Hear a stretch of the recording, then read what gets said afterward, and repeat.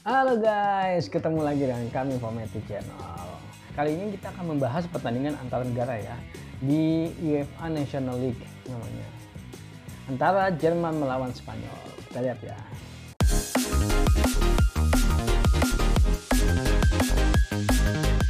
Pertemuan dua negara ini kalau kita melihat kejadian baru-baru ini nggak bisa lepas dari ingatan yang pertandingan kemarin ya antara Bayern Munchen melawan Barcelona. Angkanya sungguh fantastis. Kasihan orang Barcelona. Nah, Bayern Munchen adalah salah satu klub besar di Liga Jerman, sedangkan Barca adalah salah satu klub besar juga di Liga Spanyol. Yang isinya pemainnya rata-rata juga adalah pemain timnas. Ya hasil kemarin belum tentu mewakili ya, tapi bisa menjadi sebagai pertimbangan ya. Kalau memang ternyata saat ini Jerman sungguh sangat kuat kalau menurut kami. Kita coba lihat dari peringkatnya dulu ya. Secara peringkat itu Spanyol lebih unggul daripada Jerman. Spanyol itu sekarang berada di peringkat 8 peringkat dunia, sedangkan Jerman berada di peringkat 15. Selisih poinnya lumayan jauh ya.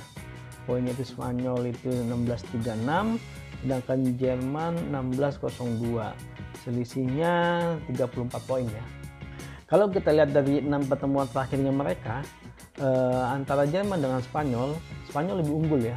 Spanyol berhasil 5 kali menang, 1 kali seri, dan 2 kali kalah. Kita coba lihat Jerman dulu ya. Kalau kita lihat nih, Jerman terakhir itu bermain melawan Argentina di tahun 2019 di bulan Oktober. Nah, hasil akhirnya itu Jerman pertandingan persahabatan ya. Jadi belum terlalu optimal kalau menurut kami, dan hasilnya ialah 2-2. Soalnya persaingan persahabatan itu banyak, biasanya pelatih itu mencoba mencari formasi yang tepat ya, formasi yang tepat buat timnya seperti apa. Jadi kalau menurut kami pertandingan persahabatan itu belum cukup mewakili, kecuali kalau pertandingan persahabatan yang tercatat untuk merubah peringkat FIFA. Nah itu mungkin pelatih lebih serius ya. Ternyata di Huskor nggak ada statistiknya nih. Oke, kita lanjut ya. Kalau berdasarkan Huskor, saat ini pemain Jerman yang paling tinggi statistiknya ialah Toni Kroos yang saat ini bermain untuk Real Madrid. Ini adalah salah satu keuntungannya dari Jerman, karena Toni Kroos itu sudah bermain di Spanyol sehingga lebih paham dengan permainan Spanyol seperti apa. Tinggal bagaimana nanti pelatih menentukan perannya Toni Kroos ini dalam permainan ya, strategi pertandingan seperti apa. Coba kita lihat faktor yang lain lagi ya. Kalau di pertandingan terakhir, Jerman itu menggunakan formasi 3-4-3. Ya kemungkinan ketika mereka menghadapi dengan Spanyol, kami rasa juga akan menggunakan formasi yang sama ya, karena menurut kami ini adalah formasi terbaiknya Jerman, yaitu di lini depan ada Timo Werner, di sebelah kiri ada Sané, dan di sebelah kanan ada Gnabry. Sedangkan di tengah tentunya yang pasti Toni Kroos, ditemani dengan Kimmich. Ya, kita lihat nanti seperti apa.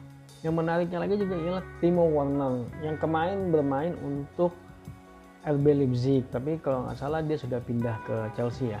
Tapi selama di Bundesliga dia berhasil mencetak 28 gol dan melakukan assist sebanyak 8 kali. Ya cukup produktif kalau menurut kami itu Werner ini. Nanti kita lihat seperti apa ketika dia bermain di tim nasional. Oke, kita masuk ke statistiknya Spanyol ya. Kalau di Huskor ini ternyata Spanyol kurang statistiknya. Tidak ada pertandingan terakhir dia lawan siapa. Jadi kalau saya cari di tempat lain, Spanyol itu terakhir melawan Rumania di tahun 2019 dan Spanyol berhasil unggul dengan skor 5-0.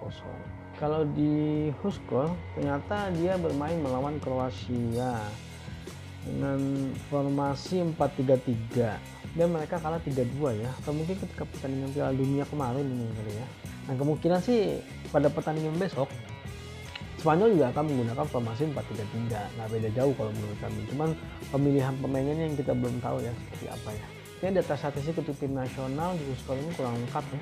Kalau secara statistik, yang saat ini tertinggi ialah Daniel Carvajal, yang saat ini bermain untuk Real Madrid. Posisinya di bek kanan. Agak menarik ya, kenapa statistiknya pemain Spanyol yang saat ini paling tinggi ialah justru di bek kanan, bukan di pemain tengah ataupun di striker ya. Nggak menarik. Kita coba lihat di statistiknya Daniel Carvajal ini ya, yang saat ini bermain di Real Madrid. Ternyata dari 31 kali penampilan dia melakukan 1 gol dan 5 assist. Yang cukup banyak ya, melakukan 5 assist bagi seorang defender ya. Kita coba lihat juga statistik defensif seperti apa ya.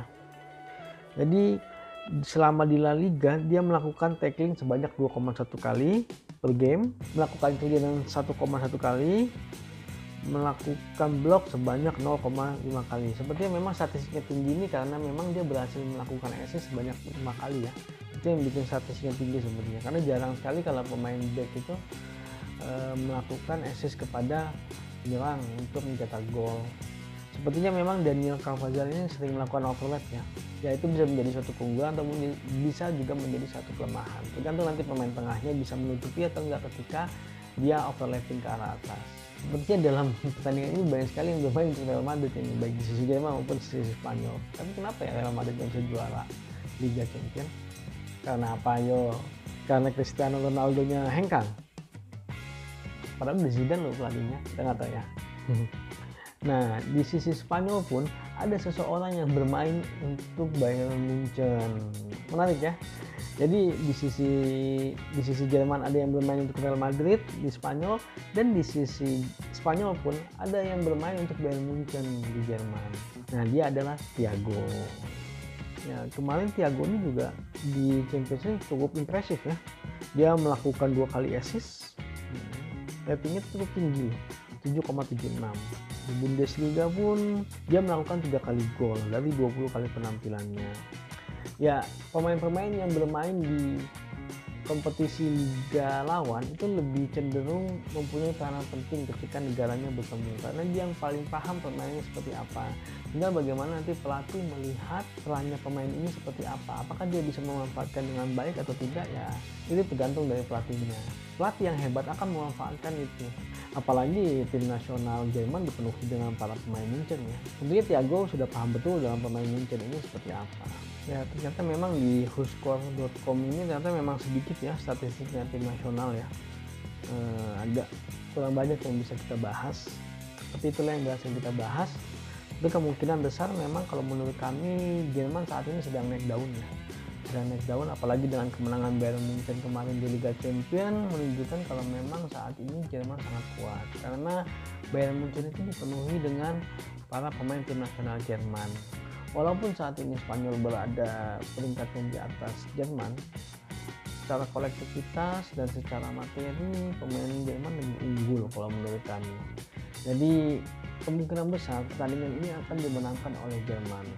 Kalau dilihat secara strategi, pastinya ini Jerman akan sangat menyerang ya, karena lini depannya mereka cukup kuat kalau menurut kami. Nah, kita lihat nanti Spanyol seperti apa menghadapi ini. Semoga menjadi pertandingan yang cukup menarik ya antara dua negara ini.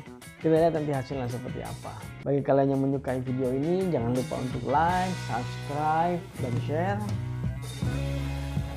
Maju sepak bola Indonesia. Adios.